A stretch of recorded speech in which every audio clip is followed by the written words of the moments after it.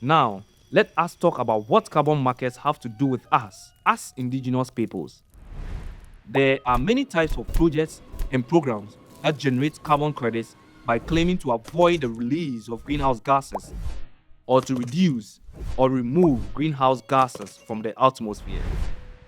For example, efforts to protect forests from being cut down and to plant new trees. Such activities are related to the concept of reducing emissions from deforestation and forest degradation. Red Plus, which many indigenous peoples know from over a decade of this concept playing out in our communities. Renewable energy projects such as wind farms and projects using technology to capture carbon from the sky and storing it in the ground can also generate carbon credits. All of these rely on land in one way or another. And more indigenous peoples across the globe are experiencing increased stress to their rights over lands, territories, and resources due to the growth of carbon markets. For example, many communities have experienced that carbon credit projects or programs have been established on their customary lands without their free, prior, and informed consent, and in many cases, even without their knowledge. Some have found out about the projects only when external actors have appeared on their lands and told them to stop farming or hunting and gathering on their own lands. In other communities, deals about carbon crediting projects have been made between outsiders and only one community member, instead of through the legitimate collective decision-making bodies of the community.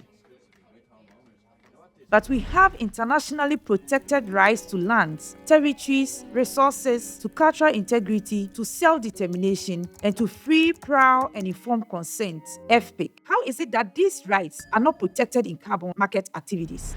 Yes, our rights should be protected.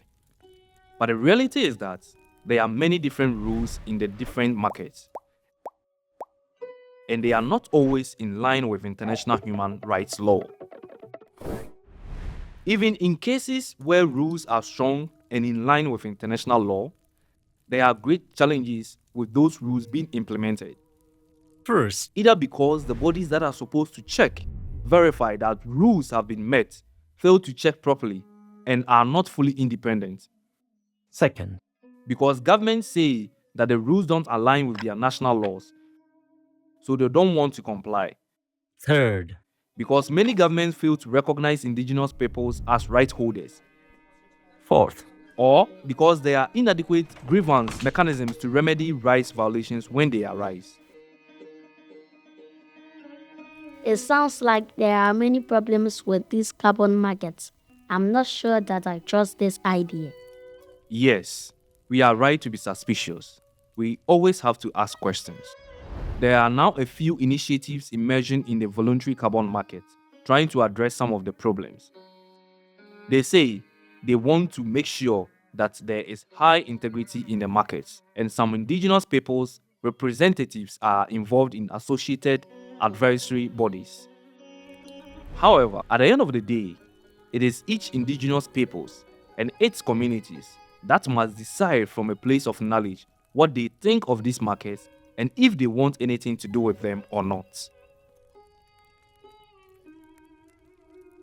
And in order for a community like ours to be aware of someone trying to manipulate us to sign an unfavorable contract,